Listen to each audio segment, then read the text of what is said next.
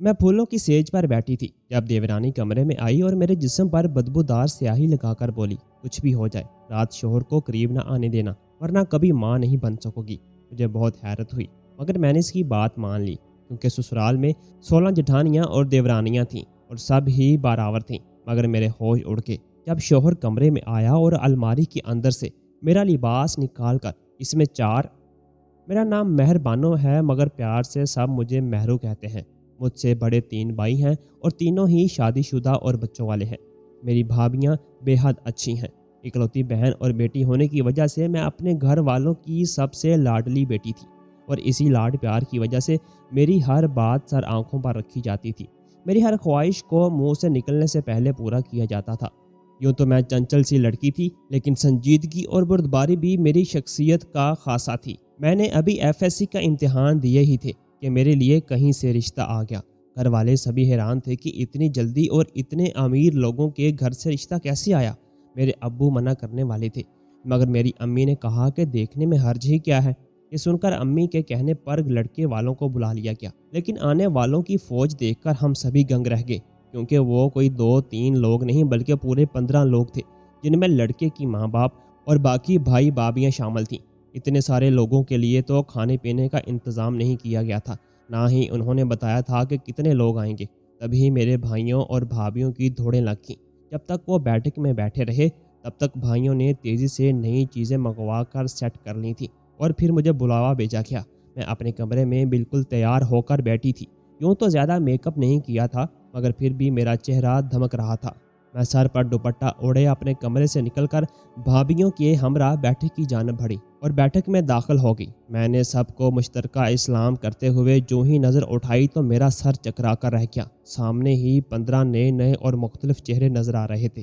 سب کی نگاہیں مجھ پر ہی جمی ہوئی تھیں، جنہیں دیکھ کر میں گھبرا کر دروازے پر ہی رک گئی۔ میری امی اٹھ کر میرے پاس آئیں اور کہا، گھبراؤ مت، آ جاؤ، یہ سب اپنے ہی ہیں۔ امی کے حوصلہ دینے پر میں ان کے ساتھ ہی چلتی ہوئی آگے آئی تو میری متوقع ساس نے مجھے کھینچ کر اپنے پاس بٹھا لیا اور سر پر پیار دے کر چھوٹے موٹے سوال کرنے لگی، جن کے میں دھیمے لہجے میں جواب دینے لگی۔ میری ساس کے بعد میری جٹھانیاں مجھ سے سوالات کرنے لگیں کہ میں کتنی پڑھی لکھی ہوں، کیا کیا مشکلیں ہیں، کھانا پکانا، گھر کے کام کاج کرتے ہیں یا نہیں۔ میں نے پورے اعتماد سے سب کے جواب دیے۔ وہاں لڑکے کی جتنی بھی بھابیاں بیٹھی تھیں وہ سبھی 21، 22، 24، 25 یا 26 سال کی ہوں گی، جبکہ مرد حضرات بھی 20 سے اوپر اور 30 سے نیچے کی عمر کے تھے، یعنی وہ سبھی اتنے بڑے بھی نہیں تھے۔ میں خود ابھی 18 سال کی تھی۔ سب سے زیادہ حیرت کی بات یہ تھی کہ ان میں سے کوئی بھی اپنے بچے ساتھ نہیں لایا تھا۔ اچانک میری ایک جٹھانی نے کہا، تمہیں اپنے ہونے والے سیاں کیسے لگیں؟ ان کے سوال پر میں ذرا شرما گئی اور سر جھکاتے ہوئے دھیمے لہجے میں کہا، میں نے ان کو ابھی دیکھا نہیں تو کیسے بتا سکتی ہوں مجھے وہ کیسے لگے۔ میری بات سن کر اس نے اچنبھے سے مجھے دیکھا اور کہا، یہ سامنے ہی تو بیٹھے ہیں اور تم نے ابھی تک دیکھا نہیں، چلو اب دیکھ لو، بتاؤ۔ ان کی بات سن کر میں نے چونک کر سر اٹھایا، ان کے ہاتھ کے اشارے کے تعاقب میں دیکھا، جہاں میرے بالکل سامنے ہی ایک 25 سال کا لڑکا بیٹھا مجھے ہی دیکھ رہا تھا۔ اس کے یوں دیکھنے پر میں نے سٹ پٹا کر سر جھکا لیا۔ اتنی دیر سے میں یہ سمجھ رہی تھی کہ یہ عورتوں میں سے کسی کے خاوند ہے اور جس کے لیے میرا رشتہ دیکھنے آئے ہیں وہ لڑکا ساتھ آیا ہی نہیں۔ اب میں اپنے ہی خیال پر شرمندہ سی بیٹھی تھی۔ اس جٹھانی نے پھر سے پوچھا، بتاؤ کیسے لگیں تمہیں اپنے سیاں؟ تو میں نے کہا، اچھے ہیں۔ وہ سچ میں مجھے اچھا لگا تھا کیونکہ وہ بہت خوبصورت تھا۔ میری بات سن کر ان سب نے معنی خیز سے اوہ کہا تو میں پھر سے شرما گئی۔ کچھ دیر تک سب لوگ بیٹھے باتیں کرتے رہے۔ اسی دوران لڑکا مجھے دیکھتا کم گھورتا زیادہ رہا۔ آخر کار لڑکے کی ماں نے مجھے 10,000 روپے تھمائے اور اپنی طرف سے رشتہ پکا کر کے چلے گئے۔ میری ماں یہ سب دیکھ کر ذرا متامل ہوئی کہ وہ ابھی ہاں نہیں کرنا چاہتی تھی، مگر لڑکے کی ماں نے یہ کہہ کر انہیں مطمئن کر دیا کہ وہ جو بھی فیصلہ کریں گی انہیں منظور ہوگا اور یہ تو انہوں نے مجھے پیار دیا ہے۔ میری امی مطمئن ہو گئیں اور کچھ ہی دیر میں وہ سب لوگ چلے گئے۔ میرے گھر والے سبھی ان کے بارے میں باتیں کرنے لگے۔ سب اس بات پر حیران تھے کہ ان کے اتنے بیٹے اور بہویں تھیں لیکن بیٹی کوئی بھی نہ تھی۔ وہ لوگ بہت امیر تھے۔ سبھی بہویں نے سونے کے بھاری زیورات پہن رکھے تھے لیکن ان میں سے کوئی بھی پڑھا لکھا نہ تھا۔ بھائیوں نے کہا کہ وہ ایسی فیملی میں کیسے اپنی اکلوتی بہن کی شادی کریں گے جہاں کوئی پڑھا لکھا نہیں اور اوپر سے فیملی بھی اتنی بڑی ہے۔ ابو نے کہا کہ فیملی بڑی ہو یا نہ ہو، یہ جوائنٹ فیملی ہونا کوئی بری بات نہیں، वो लोग अच्छे, खाते पीते और मुखलस हैं, तो घर आए रिश्ते को ठुकराना अच्छी बात नहीं, ये कुफरान नेमत के ज़िम्मे में आता है। अब्बू ने इनसे मज़ीद कहा कि वो छानबीन करवाते हैं, अगर इन लोगों के बारे में कोई बुरी बात मालूम ना हुई तो वो इनको हाँ कर देंगे। इनकी बात सुनकर मेरी अम्मी ने कहा कि इतनी जल्दी शादी, अभी तो महरू बस 18 साल की है। अब्बू ने कहा कि यही सही उम्र होती है शादी की, और वैसे भी ऐसे रिश्ते बार बार नहीं मिलते। इनकी बात सुनकर वो सब चुप रह गए। अम्मी ने मुझसे पूछा था और मैंने अपनी रजामंदी जाहिर कर दी, क्योंकि मुझे किसी किस्म का कोई एतराज़ नहीं था। अगले 3 दिन तक अब्बू मुख्तलिफ लोगों से छानबीन करवाते रहे और फिर सब तरह से मुस्बत जवाब पाकर अब्बू ने इनको हाँ कर दी। अब्बू का ख्याल था कि इकरार में जवाब मिलते ही वो लोग मंगनी वगैरह की रस्म करेंगे और तकरीबन 1 साल बाद ही शादी करेंगे, मगर उन्होंने मंगनी की बजाय शादी का नाम लिया और कहा कि वह जल्द अज जल्द शादी करना चाहते हैं। इनके जल्द मचाने पर अब्बू को कुछ ताज्जुब तो हुआ, लेकिन अब हाँ कर चुके थे तो एतराज़ का कोई जवाब बनता नहीं था। अब्बू ने तो इनको हाँ कर दी और यूँ शादी की तैयारियां होने लगीं। इतनी जल्दी मेरी शादी हो जाएगी किसी ने सोचा भी नहीं था, लेकिन अब जब हो रही थी तो सभी शादी की तैयारियों में बढ़ चढ़ कर हिस्सा ले रहे थे। लड़के वालों ने जहेज़ लेने से इनकार कर दिया था कि इनके घर में खुदा का दिया सब कुछ है, लेकिन फिर भी अब्बू ने मेरे लिए फ़र्नीचर और शॉपिंग वगैरह मेरी पसंद से की। घर वालों के रोज़ बाज़ार के चक्कर लग रहे होते थे और मैं घर में ही सब कुछ देख रही होती। करते करते वो दिन भी आ गया जब मुझे इस घर से अपने पिया घर रुखसत होना था। बारात का इस्तकबाल हस्बे मामूल शानदार अंदाज में किया गया। निकाह और खाने खाने के बाद रुखसती की गई और यूँ मैं अपनों की जुदाई पर आंसू बहाते रुखसत होकर अपने ससुराल आ गई। मेरा इस्तकबाल वैसे ही किया गया जैसे किसी अमीर घराने की बहू का किया जाता है। बेदरेक गुलाब की बत्तियां मुझ पर निछावर की गई और मुझे कार से निकालकर हवेली की वसी हाल में लगे सोफ़ों में से एक पर बैठा दिया गया। मुझ पर से बकरे वार कर सदके के लिए दिए गए। मेरी बलाएँ ली गईं। मेरे सामने मुख्तलिफ अनवाओ इकसाम का खाना चुना गया कि मैं जो चाहूँ खाऊँ। अपने इतने प्रोटोकॉल पर मैं हैरान भी थी और खुश भी। इसके बाद न जाने कौन सी रस्में की गईं। इन रस्मों के बाद मुझे मेरे शोहर के कमरे में पहुँचा दिया गया, जो कि दूसरी मंजिल पर था। कमरा बहुत बड़ा था जिसे सुर्ख गुलाबों से सजाया गया था। हर तरफ गुलाब के फूल और पत्तियां बिखरी हुई थीं कि पाँव रखने को जगह न मिलती थी। मैं बेड पर लहंगा फैलाए बैठी हुई थी और मेरी जेठानियां और देवरानियां मेरे इर्द गिर्द झुरमुट बनाए मुझसे मुसलसल बातें कर रही थीं और मुझे मेरे शोहर के नाम से छेड़ भी रही थीं। मैं इनकी बातें सुनकर सिवाय शर्माने और चुप रहने के कुछ भी नहीं कर पा रही थी, क्योंकि इनमें कोई भी मुझे बोलने नहीं दे रही थी। यहाँ तक कि मुझ पर एक और इक़्दा भी हुआ, वो ये कि मेरी 16 जेठानियाँ और देवरानियाँ थीं। इनमें से आधी ही मुझे देखने आई थीं। मेरी देवरानियाँ भी मुझसे उम्र में बड़ी थीं, लेकिन रिश्ते में छोटी थीं। मेरी सास ससुर की कोई भी बेटी ना थी, बल्कि सारे के सारे बेटे ही थे, जिनकी तादाद 17 थी। मुझे इतनी तादाद जानकर हैरत तो हुई थी, लेकिन हैरत के अलावा मैं किसी और चीज़ का इजहार भी न कर सकी। आहिस्ता आहिस्ता मेरी जेठानियाँ और देवरानियाँ मेरे कमरे से निकलती चली गईं और मैं सीधी होकर अपने शोहर का इंतज़ार करने लगी। मैं अभी फूलों की सेज पर बैठी हुई थी जब मेरी एक देवरानी मेरे कमरे में आई और मेरे जिस्म पर अजीब सी बदबूदार स्याही लगाकर बोली कि कुछ भी हो जाए, आज रात शोहर को करीब ना आने देना, वरना कभी माँ नहीं बन सकोगी। मुझे इसकी बात सुनकर बहुत हैरत हुई, पर मैंने इसकी बात मान ली, क्योंकि ससुराल में 16 जेठानियाँ और देवरानियाँ थीं और सभी बाँझ थीं। वो तो मुझे हदायत करके चली गई, मगर मैं इसकी बात के बारे में सोचती रही। मैं इसकी बात पर अमल करने के बारे में सोच रही थी, पर मेरे होश उड़ गए जब शोहर कमरे में आया और अलमारी के अंदर से मेरा लिबास निकाल कर इसमें 4 जगहों पर परफ्यूम छिड़क दिया। मैं हैरत से इसका ये अमल देख रही थी, क्योंकि इसका ये अमल मेरे लिए हैरत का बाइस था। मेरे जिस्म से स्याही की वजह से बेहद बदबू आ रही थी, जो मुझसे भी बर्दाश्त नहीं हो रही थी। मेरे शोहर ने वो लिबास लाकर मेरे सामने रखा और कहा, जाओ ये लिबास पहन कर आओ। ना सलाम ना दुआ, बस सीधा सीधा हुक्म सुना रहा था। मैंने बिना कुछ कहे वो लिबास उठाया और ड्रेसिंग टेबल के सामने जाकर ज्वेलरी वगैरह उतारने लगी। ज्वेलरी उतार कर मैं बाथरूम की जानिब बढ़ी और कुछ ही देर में लिबास बदल कर बाहर आ गई। मेरा शोहर बेड पर बैठा मेरा इंतज़ार कर रहा था। मुझे देखकर वो मुस्कुराया, अपने करीब बैठने का इशारा किया। मैं डरते डरते इसके करीब ही बैठ गई। एक तो अनजान जगह, ऊपर से अजनबी सा शोहर जिसे मैं पहले से जानती भी नहीं थी। मेरा डरना तो लाजमी था। मैं लिबास बदल कर इसके करीब बैठी बगौर उसे तक रही थी, जो नाक से कुछ सूंघने की कोशिश कर रहा था। یوں تو اس پرفیوم کی وجہ سے میرا لباس مہک رہا تھا، لیکن میرے جسم پر لگی سیاہی کی بدبو اس خوشبو میں مدھم ہو کر ایک عجیب سی بدبو پیدا کر رہی تھی۔ میرا شوہر کچھ ناگواری کا اظہار کرتا مجھ سے فاصلے پر ہوا۔ میں نے پوچھا کہ کیا ہوا، تو کہنے لگا تم سے عجیب سی بدبو آ رہی ہے، کیا لگایا ہے تم نے؟ میں کچھ ڈر سی گئی، کچھ میری دیورانی کی باتیں میرے دماغ میں گونج رہی تھیں۔ میں نے خود کو سنبھال کر کہا کہ کچھ نہیں، بس طبیعت ٹھیک نہیں ہے، میری کل سے بخار ہے تو دوائیوں کی بدبو آ رہی ہوگی۔ میری بات سن کر میرے شوہر کے ماتھے پر بل پڑے اور وہ بولا کہ ابھی بیمار ہو تم؟ میں نے سر ہاں میں ہلایا تو وہ مجھے غصے سے دیکھنے لگا۔ میں اس سے ڈرتی نظریں جھکا گئی۔ اس نے مجھے خود سے ڈرتے دیکھ کر کہا کہ چلو کوئی بات نہیں، تم مجھے اپنے بارے میں بتاؤ، تمہیں کیا پسند ہے اور کیا نہیں؟ اس کے سوال پر میں آہستہ سے اپنے بارے میں بتانے لگی۔ وہ باغور مجھے سنتا رہا، کافی دیر تک میں بولتی رہی، میرا جھجک بھی ختم ہو گیا تھا۔ پھر جب میری باتیں ختم ہو گئیں تو وہ مجھے اپنے بارے میں بتانے لگا۔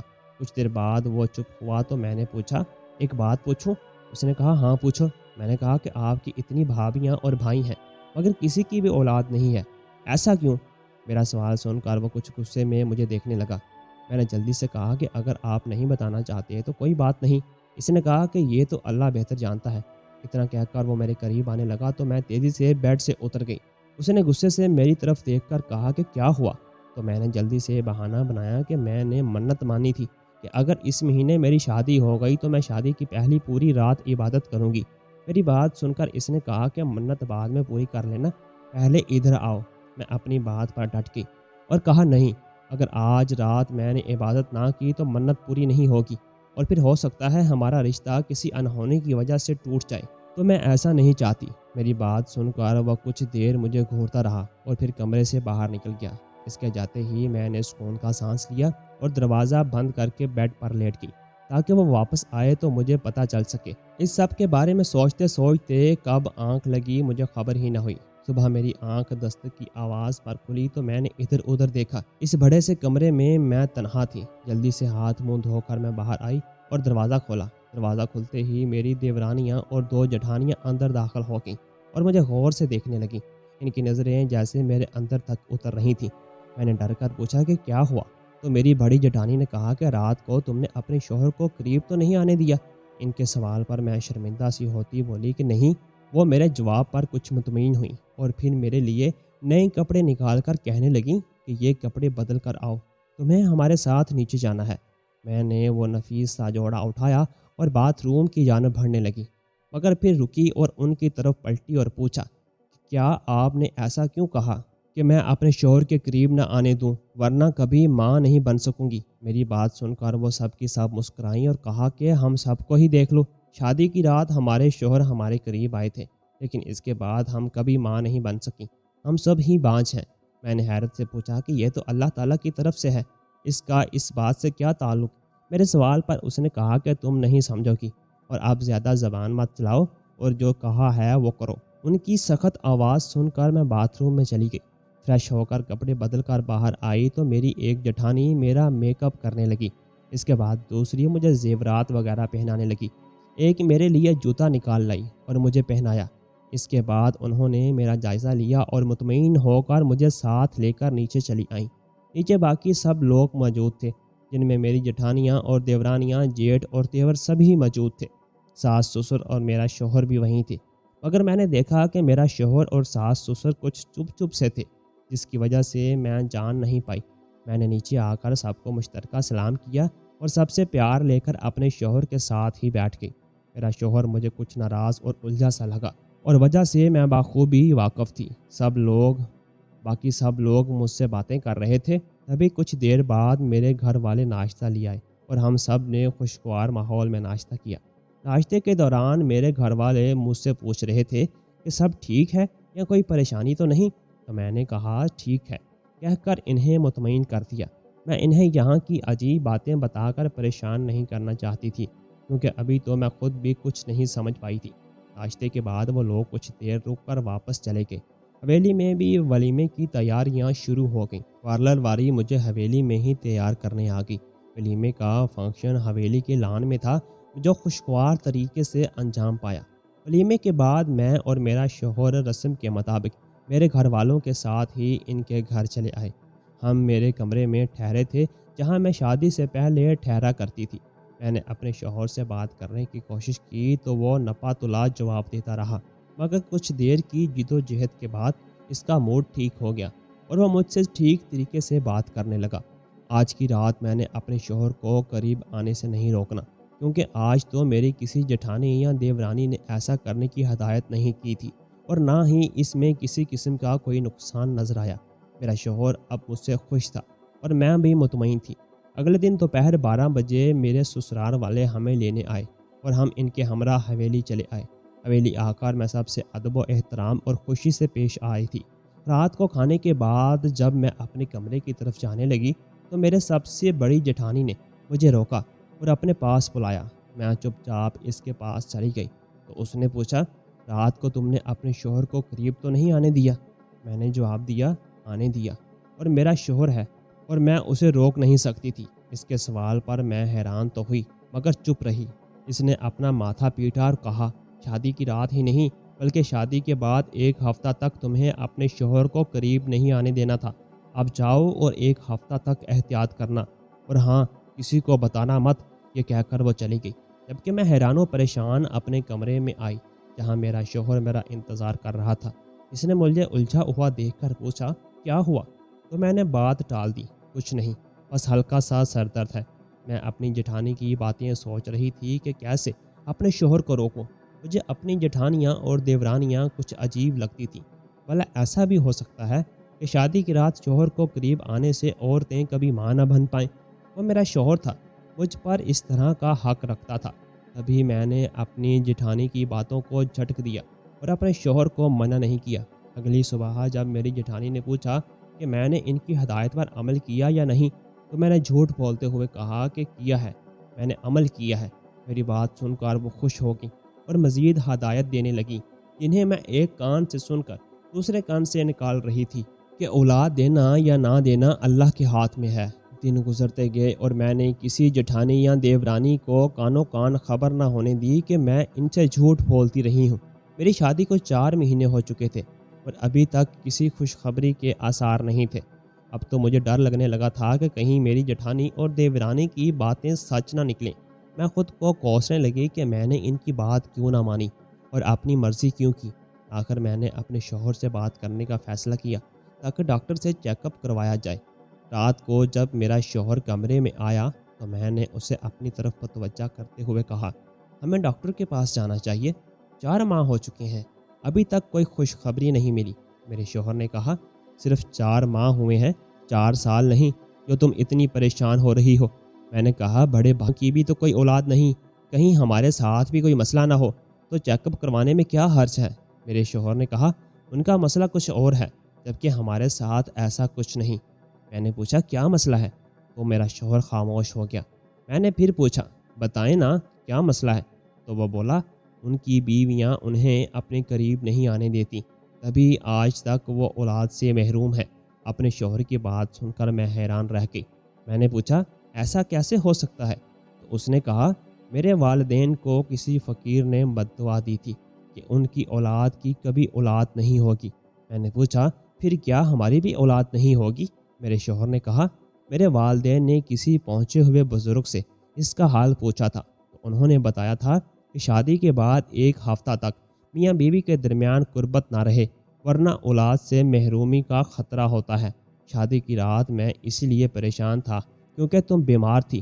اپنے شوہر کی بات سن کر میں ساکت رہ گئی۔ میری جٹھانیاں اور دیورانیوں نے تو اس کے بالکل الٹ کہا تھا، اور انہوں نے ایسا کیوں کہا تھا یہ تو میں بھی نہیں جانتی تھی۔ میں نے پوچھا کہ کیا یہ حل صرف آپ کے لیے بتایا گیا تھا؟ میرے شوہر نے کہا کہ نہیں، یہ حل تو سبھی کے لیے بتایا گیا تھا، لیکن بڑے بھائی کی بیوی شادی کی 1 ہفتہ تک بیمار رہی تھی تو اس حل پر عمل نہیں کر پائے۔ اس کے بعد سے نہ جانے کیوں میرے ہر بھائی کی بیوی نے اس پر عمل نہیں کیا، یا تو انہیں پتہ نہیں تھا یا پھر جان بوجھ کر نہیں کیا۔ اب اصل وجہ ہم پوچھ بھی نہیں سکتے، حالانکہ سب سے بڑی بھابھی کی ذمہ داری تھی کہ نئی آنے والی بہو کو سب سمجھاتی۔ اپنے شوہر کے منہ سے ساری باتیں سن کر میں حیرت میں غوطہ زن تھی۔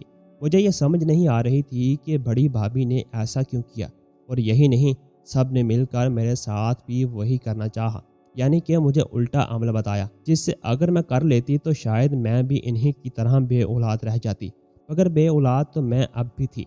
इन्हीं बातों को सोचते सोचते मैं सो गई।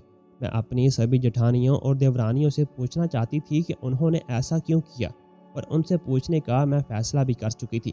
अगले दिन अपने हिस्से का काम निपटा कर मैं बागीचे में टहल रही थी और मेरे चौथे नंबर वाली जेठानी मेरे पास आई और वह गौर से मुझे देखकर कहने लगी कि बड़ा खिल रही हो, क्या बात है।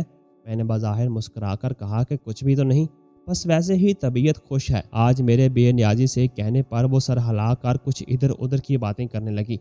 मैं इन सब से इनके झूठ की वजह जानना चाहती थी, लेकिन अब मैंने सोच लिया था कि सबके झूठ को सबके सामने लेकर आऊंगी ताकि इनकी साजिश का सबको पता चल सके। ज़िंदगी मामूल के मुताबिक गुजर रही थी। मेरी जेठानियाँ बज़ाहिर मुझसे बहुत नरमी और मोहब्बत से पेश आती थी, मगर मुझे इनके रवैये में बनावट का रंग नुमाया नजर आने लगा था। अगर मेरा शोहर मुझे सब कुछ ना बताता तो मैं अब तक सबको ही अपना खैर ख्वाह समझ रही होती। मेरी आंखें वक़्त पर खुल गई थीं, जिस पर मैं अपने रब की शुक्रगुजार थी। 1 महीना मज़ीद गुजरा तो खुदा ने मेरी सुन ली और मेरी गोद हरी कर दी। सारी हवेली में खुशियों की लहर दौड़ गई थी। मेरी सास, ससुर, शोहर, जेठ और देवर सभी बेहद खुश थे, मगर मैंने देखा कि मेरी जेठानियाँ और देवरानियाँ झूठे मुंह भी नहीं मुस्कुराई थीं, और वजह से मैं बखूबी वाकिफ़ थी।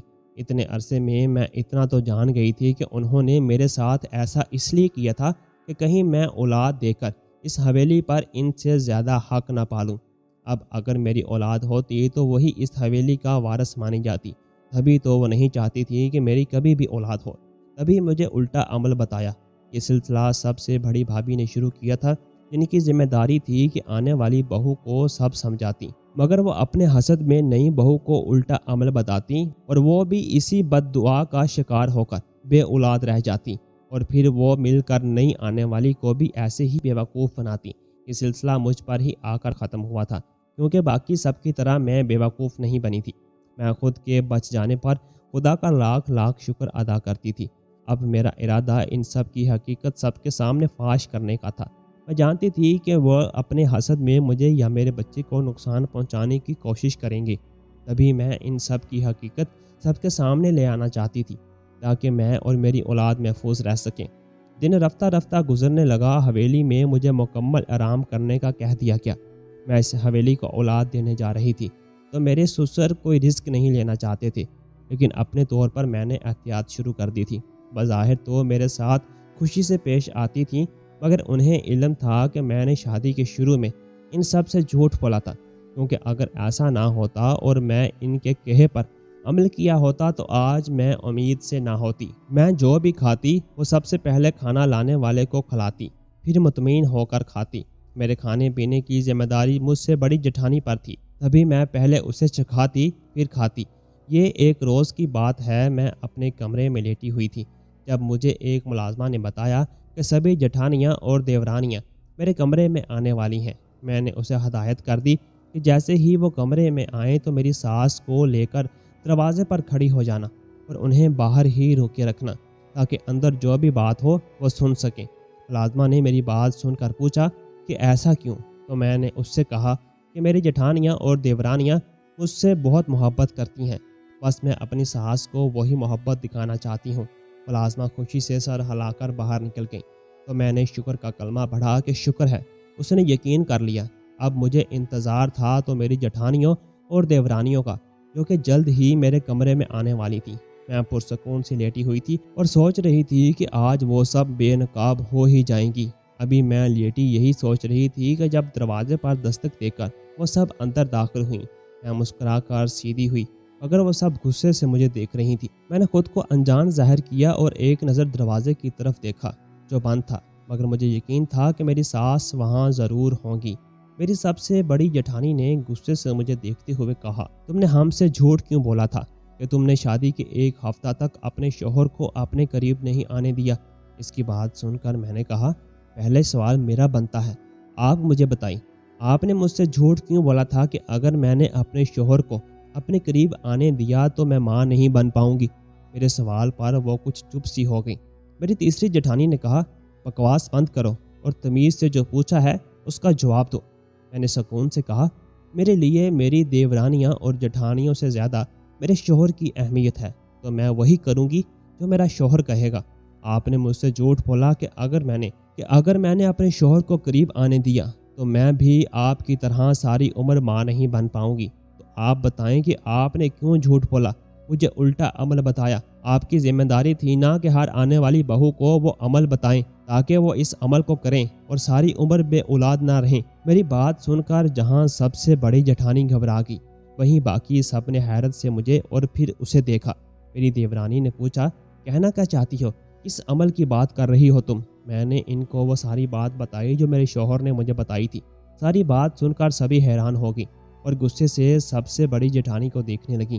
ایک دیورانی نے کہا، اس کا مطلب ہے اس نے ہم سے ہماری شادی کے شروعات کے دنوں میں جھوٹ بولا تھا اور ہم سے غلط عمل کروایا تھا۔ میں نے کہا، ہاں ایسی ہی بات ہے، اور یہی یہ مجھ سے بھی کروانا چاہتی تھی، لیکن میں نے اس کی بات نہیں مانی۔ دوسرے نمبر والی جٹھانی نے بڑی سے پوچھا، تم نے ایسا کیوں کیا؟ تو وہ غصے سے چلائی اور بولی، کیونکہ میں نہیں چاہتی تھی کہ میں بے اولاد رہوں اور تم سب کی اولاد ہو جائے۔ اگر ایسا ہو جاتا تو تم سب مجھے تانے مارتی اور میری حیثیت اس حویلی کی ملازمہ جیسی ہوتی۔ میں ملازمہ نہیں بننا چاہتی تھی، میں تم لوگوں کے بچوں کو دیکھ دیکھ کر حسرت سے نہیں مرنا چاہتی تھی، تبھی وہ سب کیا۔ اس کی بات سن کر سب کے منہ کھلے کے کھلے رہ گئے، جبکہ میں نے اسے افسوس سے دیکھا جو اپنی خود غرضی میں سب لوگوں کی خوشیوں کو نظر انداز کر گئی تھی۔ اس سے پہلے کہ کوئی کچھ کہتا، میری ساس دروازہ کھول کر اندر داخل ہوئی اور غصے سے سب سے بڑی بہو کو دیکھا اور کہا، ہم نے تمہیں اتنا مان دیا، پیار دیا، بیٹی سے بڑھ کر تمہیں عزت دی اور محبت دی، مگر تم نے ہمیں یہ صلہ دیا۔ ہم اپنے پوتے پوتیوں کے لیے ترستے رہے اور تم چھپ کر ہماری بے بسی کا لطف اٹھاتی رہی۔ ہم نے تمہیں ذمہ داری سونپی تھی کہ تم پر بھروسہ کر کے، مگر تم نے ہمارا بھروسہ ہی توڑ دیا۔ میری ساس غصے سے بول بول کر چپ ہو گئی، جبکہ بڑی جٹھانی کا تو رنگ ہی زرد پڑ گیا تھا۔ اگر اس کے شوہر اور سسر کو اس بات کا علم ہو جاتا تو وہ شاید اسے اس گھر سے نہیں نکال دیتے۔ میری ساس اسے لے کر حال میں آ گئی، ہم سب بھی اس کے پیچھے پیچھے ہی تھے۔ میری ساس نے اپنے شوہر اور اپنے سبھی بیٹوں کو حقیقت بتا دی، جسے سن کر وہ سبھی ششدر رہ گئے تھے۔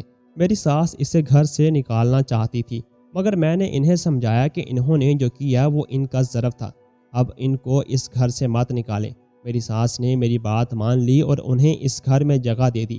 میں نے اپنی ساس سے کہا، آپ نے ایسا کیا تھا کہ فقیر نے آپ کو بد دعا دی تھی؟ تب میری ساس نے بتایا کہ وہ ایک سائل تھا اور کھانا مانگنے آیا تھا، مگر میں اس دن غصے میں تھی تو اسے جھڑک کر بھگا دیا، تبھی اس نے غصے میں مجھے بد دعا دی۔ میں نے اس کی دعا کو لاپرواہی سے بھلا دیا، مگر میں نہیں جانتی تھی کہ وہ بد دعا تمام عمر میرے بیٹوں کا پیچھا کرے گی۔ وہ شاید فقیر کے روپ میں کوئی ولی تھا جسے میں اپنی بے وقوفی کے باعث پہچان نہ سکی۔ پھر ہم نے کسی بزرگ سے اس کا یہ حال ڈھونڈا، مگر یہ بھی کسی کے حسد کی نظر ہو گیا۔ میں نے پوچھا، کیا آپ نے توبہ کی؟ میری ساس نے کہا، نہیں۔ تب میں نے ان سے توبہ کرنے کا کہا اور سبھی بیٹیوں اور بہوؤں کو صدقہ دینے کے ساتھ قرآن خوانی رکھوانے کو کہا۔ کچھ دنوں بعد انہوں نے سبھی بیٹیوں اور بہوؤں کا صدقہ دیا اور حویلی میں سارے گاؤں والوں کو بلوا کر قرآن خوانی کر کے خصوصی دعا کروائی گئی۔ میری ساس نے سچے دل سے توبہ کی کہ وہ آئندہ کبھی کسی سائل کو خالی ہاتھ نہ لوٹائیں گی۔ اب اکثر حویلی میں قرآن خوانی کروا کر خصوصی دعا کروائی جاتی ہے۔ اس سب کے مہینے یا 2 مہینے کے بعد سبھی بہوؤں کے دنوں کے وقفے سے گود ہری ہونی شروع ہوگی، جس پر سبھی خوش تھے، اور سب سے بڑی بہو سے ناراضگی بھی ختم کر دی گئی تھی کہ جس کی وجہ سے ناراضگی تھی وہ وجہ ہی ختم ہو گئی تھی۔ دوستوں، اگر آپ کو ہماری ویڈیو پسند آئی ہے تو ویڈیو کو لائک کریں اور شیئر کریں اور چینل کو سبسکرائب لازمی کر دیجیے گا۔ ویڈیو کے متعلق اپنی قیمتی رائے کمنٹ باکس میں دینا مت بھولیے گا۔ اللہ حافظ۔